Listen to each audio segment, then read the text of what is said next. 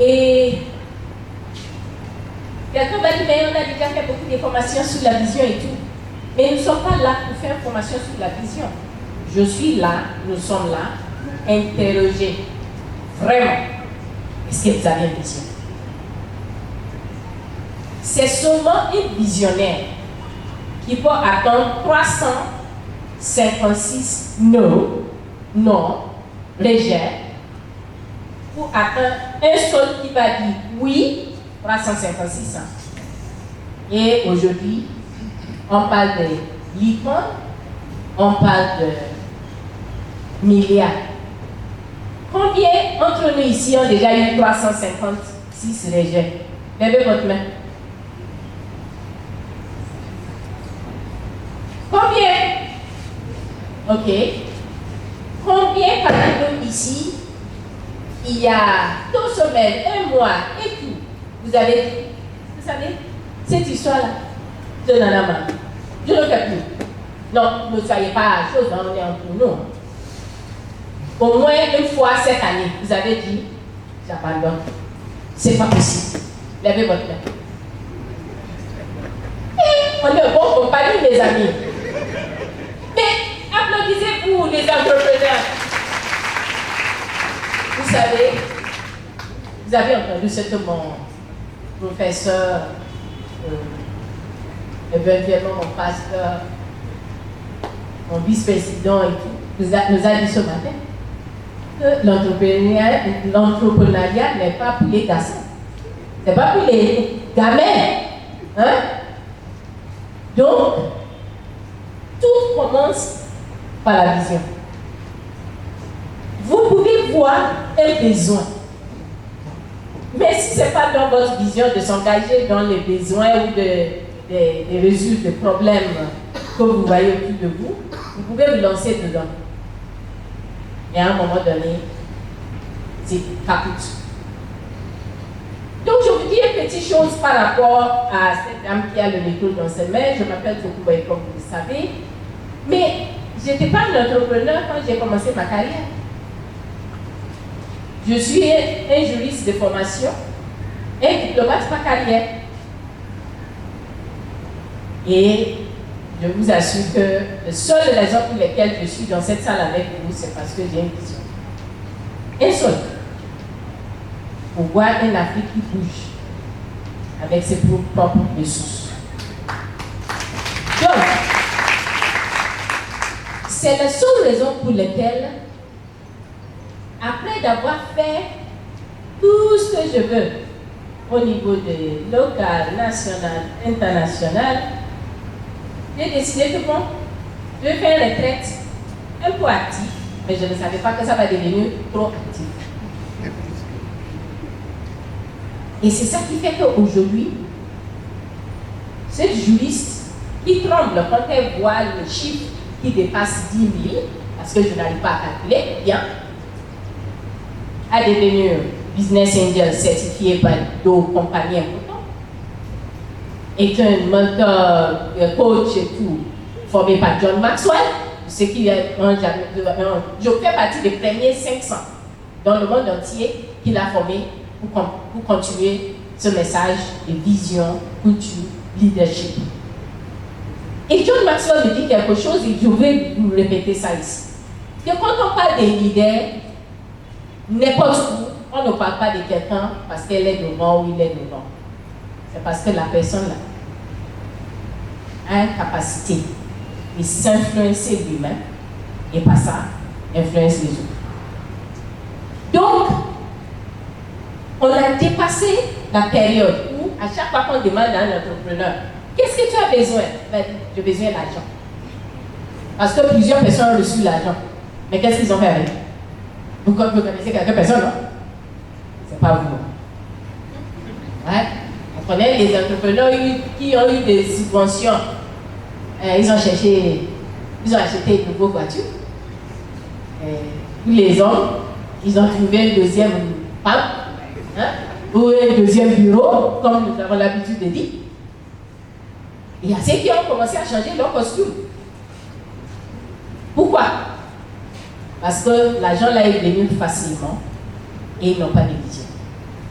Donc la vision, ce n'est pas quelque chose, c'est comme c'est toi, quoi. Je décris ça à chaque fois aux gens, que c'est comme tu prends un couteau et tu coupes ici, là. C'est comme ça que moi je suis attachée à ma vision. Donc je ne veux pas te laisser couper et tout, non. Parce qu'on est ensemble. On est ensemble le jour, on est ensemble la nuit. Normalement, je ne devais pas être ici, je devais être quelque part en train de prendre mes médicaments, machin, tout ça, là, mais non, quand même. Vous êtes tous déplacés pour venir ici, là, moi je vais aller rester quelque part, je vais dire je suis fatiguée. Non, je ne suis pas fatiguée. Dis que je ne suis pas fatiguée. Et vous aussi, vous ne pouvez pas être fatigué. C'est ça la question des visions. Donc la vision, ce n'est pas la théorie. Hein. Et c'est la raison pour laquelle j'ai invité mes deux amis. Parce que normalement, c'est moi qui devais vous parler vision, j'étais là. Je vais inviter, je vous ai dit que je ne connais pas cette dame. Mais j'ai lu tout ce qu'il a pensé, que j'ai vu. Et j'ai dit non, elle doit avoir une vision. Elle doit avoir une histoire. Et comme l'a dit le professeur ce matin, c'est à nous de raconter nos histoires. On raconte nos histoires pour aider les autres. Dans ça même, vous êtes un visionnaire. Donc vous êtes prête à ne pas garder dans votre cœur tout ce que vous avez parce que vous ne voulez pas que les gens sachent que j'ai passé par ça. Mais donc vous n'êtes pas un visionnaire. Un visionnaire sait que tout ce qui est un peu pour réaliser sa vision, dès que c'est défini, c'est laisser aller quoi. Donc quand on parle de vision, il faut être sûr que vous avez une vision. Si, après toutes les petites choses là que je vous ai dit, il n'est pas sûr si vous avez une vision, on vous voit après et on va essayer d'échanger avec vous sur ça. Combien d'entrepreneurs ici ont un coach? Vous avez un coach, levez votre main. Quelqu'un que vous allez voir régulièrement avec des questions et tout. Et vous avez une relation de coach et coaching. Levez les mains. À peine 10 personnes. Excellence, mesdames et messieurs les entrepreneurs. Si vous voulez les réussir dans l'entrepreneuriat, dans ce monde d'aujourd'hui, cherchez-vous un bon coach. Pourquoi? Parce que pour définir une vision, des fois on a besoin même de réfléchir avec quelqu'un et tester avec l'autre. Et vous savez, moi je suis une femme de foi, et ce livre que moi je maîtrise bien me dit que la vision c'est toujours pour un temps donné. Donc, Madame Ike, vous avez une vision, donc tout est fait. Non, c'est à cause de ça que je suis en Haïti pour les journaux. Il y a un an, c'est à l'IF national que je vais faire. Mais en allant, j'ai vu que si vraiment ce ne sera pas les Togolais seulement qui vont bénéficier de ça, et Africa Nonia va vraiment devenir africaine, je dois oser. Donc, vous êtes là parce qu'on a osé. Hein. C'est simplement parce qu'on a osé.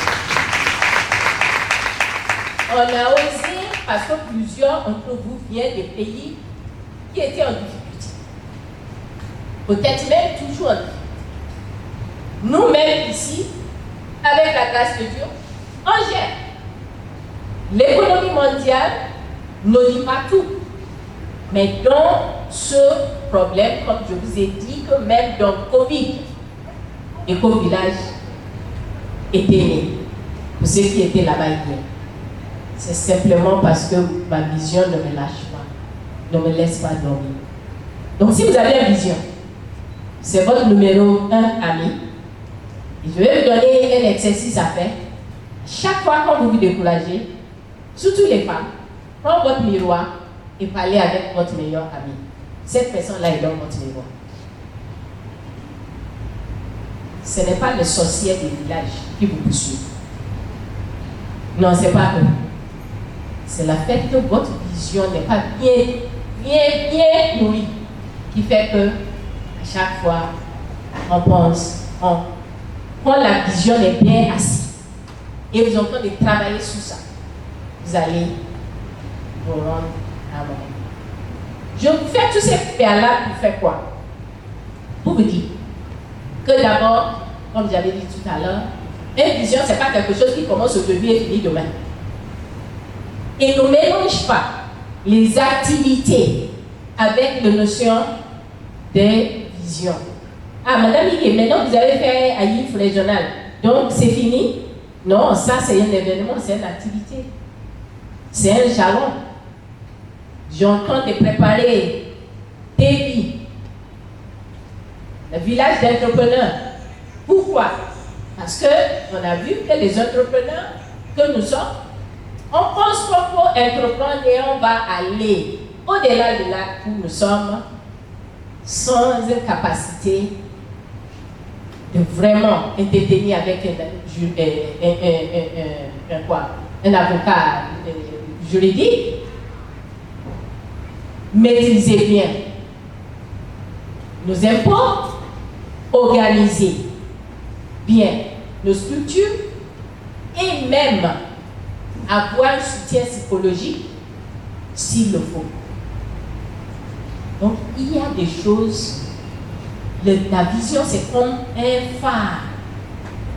C'est sous l'eau, c'est loin, mais c'est là-bas où on entend d'aller et on doit faire ça petit à petit. Donc, j'ai fini mon introduction et je vais demander maintenant à ma soeur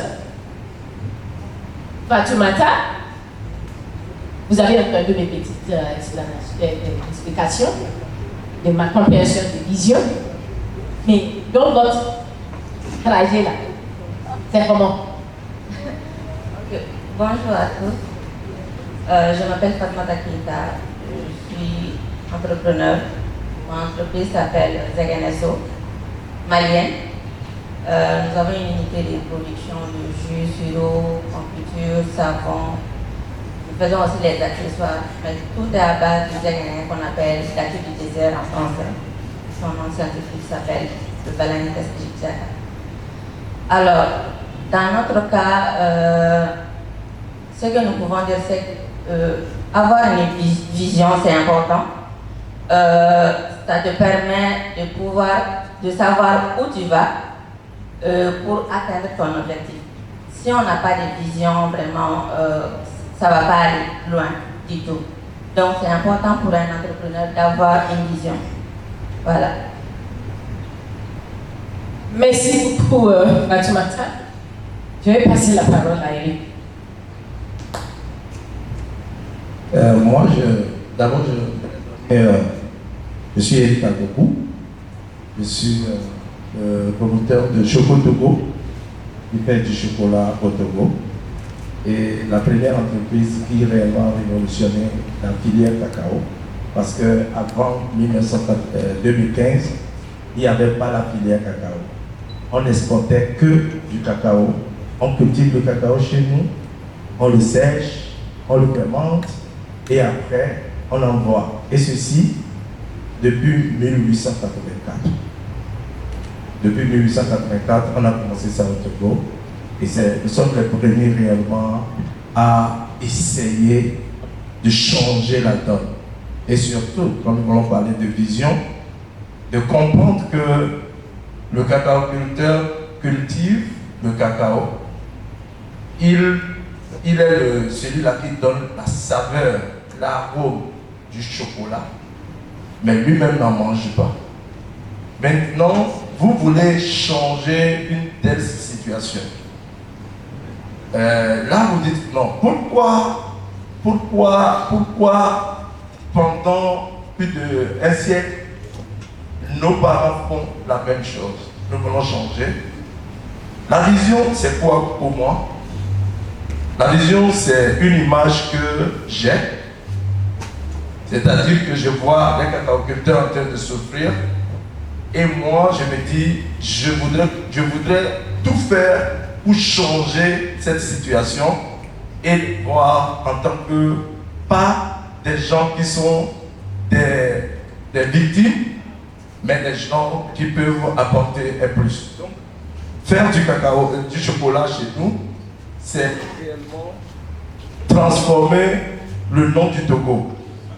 Le Togo fait partie des pays exportateurs du cacao. Mais nous avons voulu que le Togo fasse partie des grandes nations de producteurs, de transformateurs et de consommateurs du chocolat. C'était ma vision. Donc, vous avez entendu nos deux amis, sa vision, c'est de tourner, c'est un fruit, non? Un fruit spécial. Ah, c'est les dates? C'est les dates? Ah, ok. Les dates. Très cher, hein? Quand vous allez en Angleterre, vous voulez acheter la date, il faut avoir un genre de champ. Mais ma soeur a ça au Mali et elle a dit, ça là, moi aussi je vais assurer que nous commençons à faire quelque chose avec ça et on va aller à l'international. Mon frère, il a dit chocolat là, on nous fait ce que nos parents font avant. On envoie notre coco chez les gens, ils travaillent ça, ils nous reviennent avec les chocolats que nous-mêmes ne pouvons plus payer. Parce que c'est ça. Il n'y a pas de cacao en Angleterre. Hein? Il n'y a pas de cacao en Suisse. Mais le chocolat suisse, que vous achetez quand vous traversez les frontières, Paris, faire des connexions là, le cacao vient de chez nous, du Ghana, du Togo, partout. Donc leur vision, la façon comment j'ai vu ça, c'est que de là où ils sont, donc disons, comme nous avons l'habitude de dire, nos petits points, ils ont vu que le monde là, on va le défier. We're going to challenge the world. C'est ça. Parce que c'est des gens spécialisés qui font les dates, qui mangent ça. C'est ça. Voilà. Et Coco, la même chose. Donc, ils ont fait un choix. Vous ne pouvez pas avoir une vision et dire que vous avez une vision si vous n'avez pas la capacité de faire un choix. Ils ont fait un choix de dépasser ce qu'on appelle notre petite limite, de donner à tout le monde et donner tout ce qui est un peu pour la cause de nous tous. Mais maintenant, je vais leur poser la question. La réalisation de votre vision, là, c'est facile, ce que je dis. Donnez-nous quelques exemples de jours que vous avez enlevé vos talons là, vous avez jeté, vous avez dit c'est fini, moi je vais faire pour vous. Ok, c'est pas du tout facile. C'est pas du tout facile. Surtout au début. Au début, ça n'a pas du tout été facile pour moi d'avoir vraiment les fruits et d'avoir les moyens pour faire la réalisation de tous les produits que je fais. Il y avait un problème d'argent, il y avait un problème d'endroit, il y avait aussi l'environnement. La famille n'était pas trop d'accord pour que je fasse ça. Puisque après les études, le papa voulait que je trouve un travail. Et voilà. Donc, j'ai travaillé, mais ensuite, je me suis dit que j'ai eu à regarder un documentaire sur le Balanites Egyptiaga. C'est pourquoi je voulais vraiment, je faisais mes recherches et tout. C'est après que j'ai commencé à faire de la transformation sur le fruit. Mais c'est un fruit vraiment difficile et c'est avec le courage que je suis là aujourd'hui. Puisque au début on n'avait pas aussi de machines, mais Dieu merci, maintenant on a des machines, Dieu merci. Donc c'est pas du tout facile, il faut être courageuse, vraiment courageuse pour atteindre ces objectifs. Voilà. Merci. Oui, moi je voudrais, vous allez me faire passer la vidéo numéro 1. Je voudrais juste vous, avant qu'on le fasse passer la vidéo, vous dire que j'ai été formé en Italie pour fabriquer du chocolat. Et vous savez, quand nous avons fini la formation, on nous a fait montrer des usines, ça s'appelle Demori. L'usine est ici jusqu'au niveau de Togo. Et je vois des grandes machines, des machines. Et quand vous finissez de voir ça, ça dit que ça tue en vous la volonté d'aller faire quelque chose. Parce que ces machines-là, venant d'une famille où on trouve même à manger, et on a la bonne vision, on a une grande vision, comment cela pouvait se faire. Et c'est là où nous on s'est dit non, il faut qu'on trouve une solution. La première solution, le chocolat est d'abord, on a cherché l'origine, c'est chez les Mayas. Et on a vu que ça se passait dans l'Antiquité.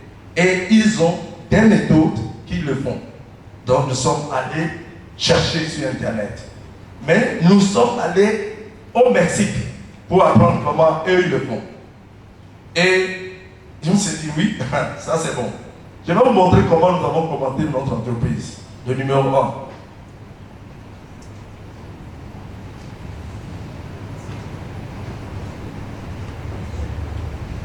Édition du Salon du Non, c'est Chocolat. le second. We Dream for a group of young African entrepreneurs from Togo. They want to create their own variety of chocolate using local organic ingredients. CCTV's Malini Wilkes has details.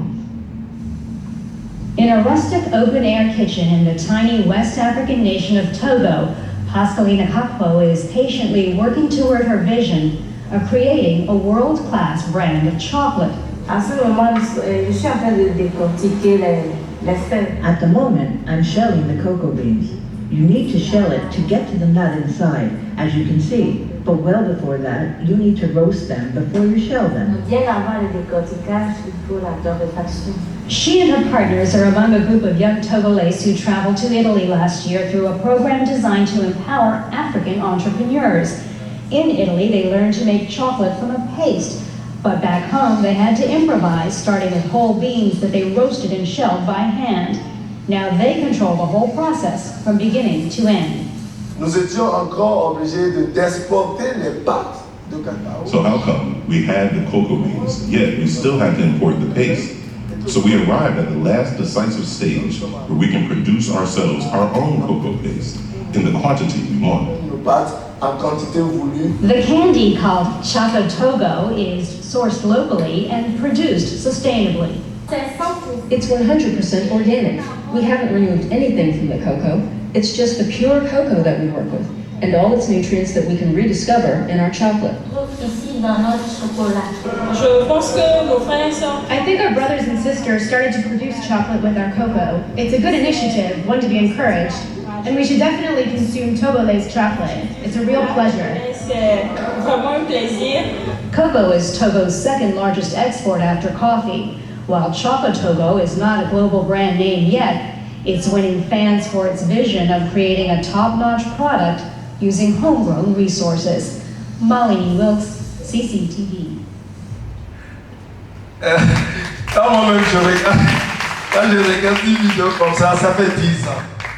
Je me dis, mais comment se fait-il que moi je peux dire que nous allons avoir une marque mondiale déposée au moment où nous n'avons même pas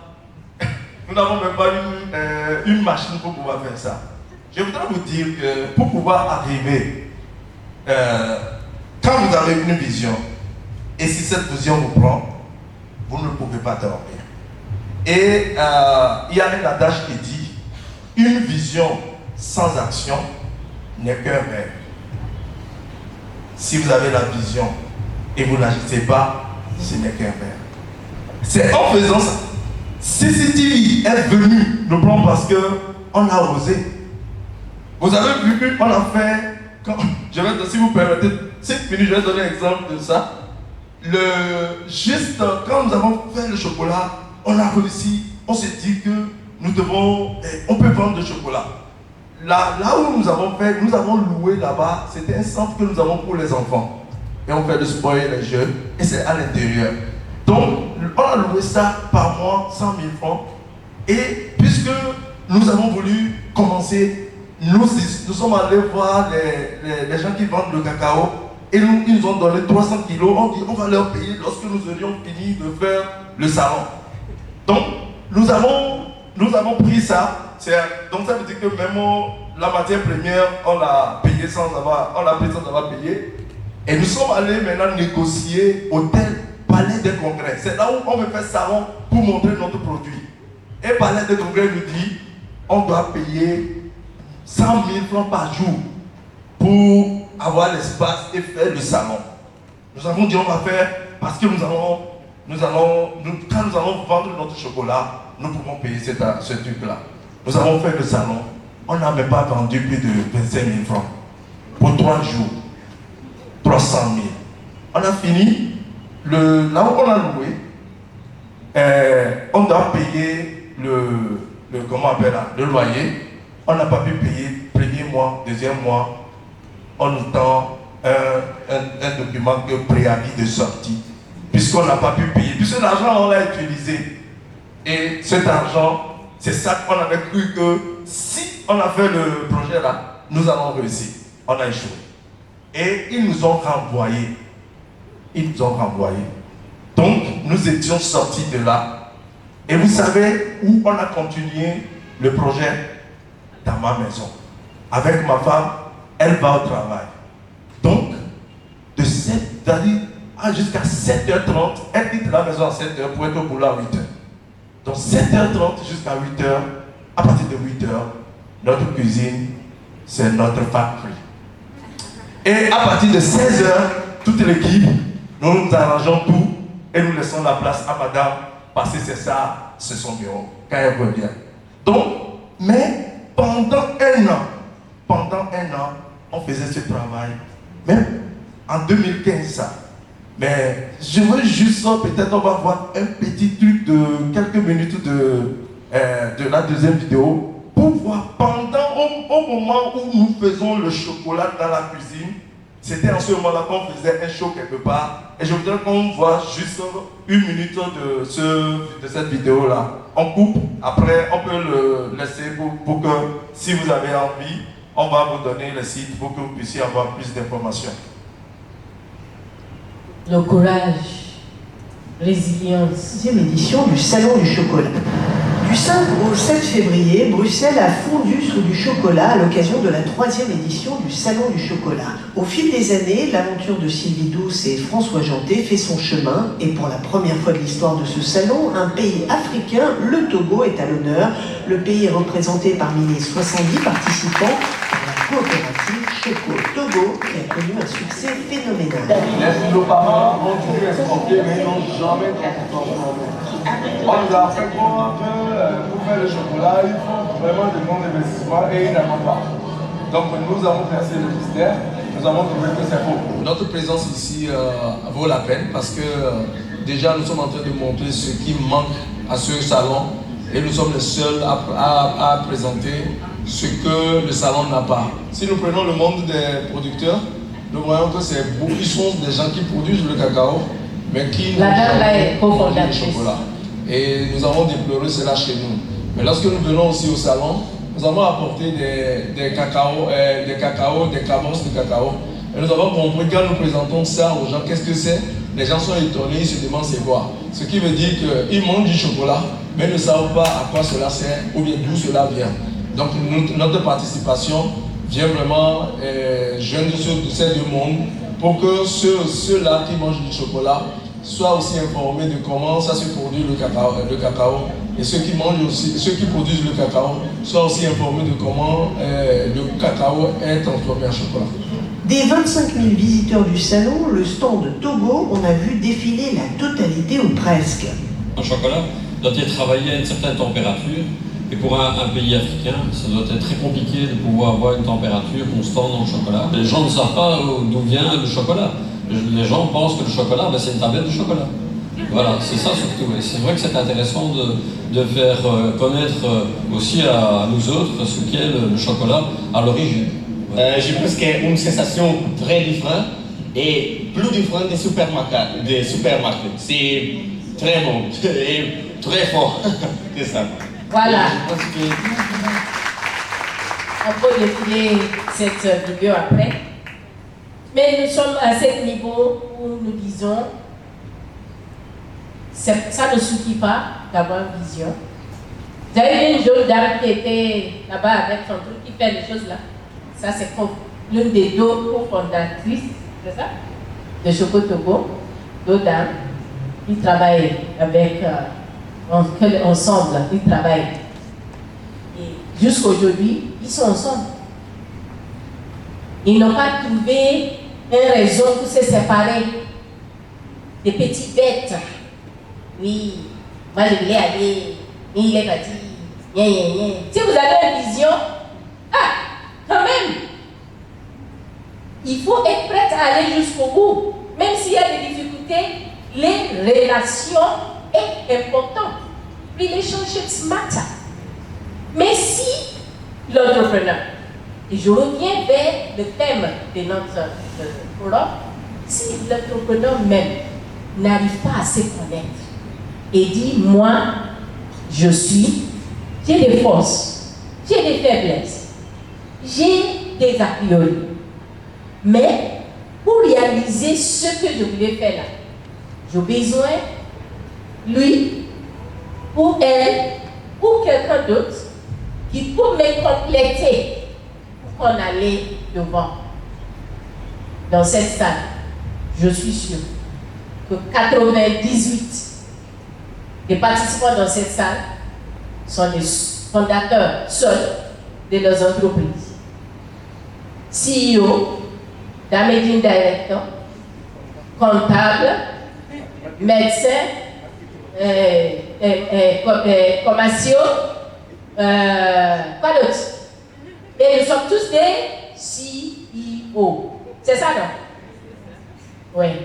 Donc, ce que nous sommes en train de dire ici, c'est que votre vision, ce point qu'on donne, il y a plusieurs éléments autour de votre vision que vous devrez mettre dans un plan d'action personnel. Et l'entreprise ne peut pas aller en avant si l'entrepreneur ou les entrepreneurs ne travaillent pas sur leur propre personne. Elle a parlé de recherche. Il a parlé de recherche. Ils sont allés sur Google. Ils sont allés sur combien d'entre nous investissent notre temps sur notre propre développement. Nous pensons que c'est juste une question. Donnez-moi l'argent. L'entreprise va marcher. Pardon. Pardon. Première question. Les marchés de nos pays sont grands, ne pas du petit. Nous sommes tous, la plupart, des pays qu'on appelle pays, disons, francophones, parlant de langue française.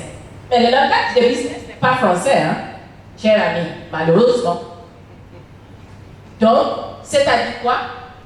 Ce monsieur-là a sorti de sa poche tout ce qu'on lui a appris en petites choses d'anglais pour arriver à parler avec ceux qui vont faire le business. S'il n'a pas un plan pour lui-même, pour assurer qu'il peut vraiment avancer sa capacité, la vision là, ça va être vite. Donc, pour conclure notre discussion sur cette question de vision, parce que moi je ne suis pas de pas faire le discours, on a écouté tellement. Il faut qu'on aille vers le pratique. Vous êtes dans cette salle, entrepreneur. Vous avez un plan de développement personnel, levez votre main. J'ai un plan de développement personnel. Hein? Je ne parle pas de votre entreprise. Je dis pour toi-même. Levez vos mains. Combien sont Togolais ici? Parmi eux. Si tu es Togolais, lève-vous. Parmi ceux qui ont leur main levée là.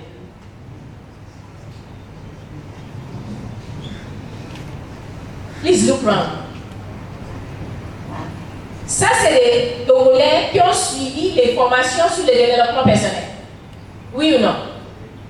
Donc, c'est l'une des choses que nous voulons vous encourager. Merci beaucoup. S'il vous plaît, vous devrez développer un plan pour votre propre développement.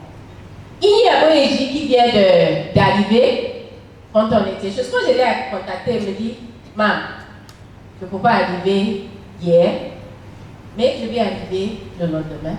Vous savez pourquoi? Et donc, il m'a demandé, c'est quelle date?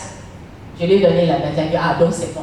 Il a dit, parce que j'ai une retraite personnelle que je fais chaque année sans rien ne peut pas me faire changer ça. Je dois aller m'asseoir quelque part pour réfléchir sur tout. Entrepreneur, nous sommes des êtres humains. Il ne faut pas qu'on commence à imaginer, comme l'a dit notre grand orateur ce matin, nous ne sommes pas des esprits. Et ceux qui ont ici ne sont pas des esprits. Nous, aujourd'hui, on entend au Togo, où vous étiez, pour ceux qui ont passé là-bas, pour mettre un psychologue là-bas même, en permanence. Pourquoi? Parce qu'il y a beaucoup de choses qui tournent dans les têtes des entrepreneurs. Et ils n'ont personne à la tête d'en parler. Il y a ceux qui disent, j'ai pas de moyens. Je dis tout ça là pour dire quoi? Entrepreneur d'abord. Votre propre capacité. Pour même entreprendre. Votre capacité d'aller aux formations. N'attendez pas GIZ pour payer votre... pour aller en formation. AFD, ADPM, FAEJ. S'ils ne payent pas, moi je ne vais pas où. Vendre vos chaussures si vous allez le vendre. Parce que si votre entreprise, c'est votre vision, vous allez vendre vos chaussures pour faire ça. Il y a des gens qui disent, Madame Igué, vous ne dormez pas. C'est ce que je vends ça. Je dors, mais je dois me réveiller pour essayer de m'assurer que le matin là, je vois quelle autre idée je dois faire pour aider quelqu'un qui est en danger ou je ne sais pas quoi. Donc, votre santé d'abord, mais votre santé mentale, qui commence par je suis le visionnaire, mais je m'accroche à ma vision et personne ne peut pas l'arracher. Mais si vous êtes, bon, si ça ne marche pas, franchement, moi je vais partir à l'homme. Il ne nous a pas donné l'argent. Donc, bon, c'est quoi ce petit d'entrepreneuriat? Bon, donc vous n'êtes pas entrepreneur. Vous êtes venus en vacances seulement. Les entrepreneurs, c'est ceux qui ont, dans leurs petits moyens, à chaque fois, ils pensent à leurs entreprises. Et ça commence par eux-mêmes. Et à chaque fois, si vous êtes un visionnaire, que vous faites un petit pas pour la réalisation, vous n'êtes pas même arrivé. Ça là, moi, vous pouvez me dire, Madame Igué, c'est fantastique. Mais j'entends déjà des pensées à la prochaine étape. Dernière chose, identifiez les bonnes personnes avec lesquelles vous allez créer et co-construire. Mes amis, que j'ai appelés comploteurs, les amis qui sont là aujourd'hui, personnes ressources, 90% c'est sur Google, c'est sur LinkedIn qu'on se rencontrait. Si c'est Guigny, si c'est pas vous. Tout le monde. Je ne le connais pas avant. Donc ne dis pas, tous les anglophones là, ils sont tout le temps ensemble. Non, non. C'était sur le même LinkedIn que vous avez, où vous entendez, au lieu de chercher les gens qui ont de raconter votre histoire et l'histoire qu'ils ne connaissent pas. C'est dans ça que nous on a sorti ça. Donc je dis tout ça là pour dire quoi? La vision, c'est pour un temps donné. Ça ne va pas s'étaler pour arriver, mais vous devez prendre l'action.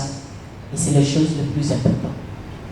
Mes amis, merci beaucoup d'avoir partagé un peu votre... Mais s'il vous plaît, vous êtes là, continuez à partager votre histoire. Échangez avec elle. Elle dit qu'il va voyager, mais vous pouvez le faire connexion en ligne.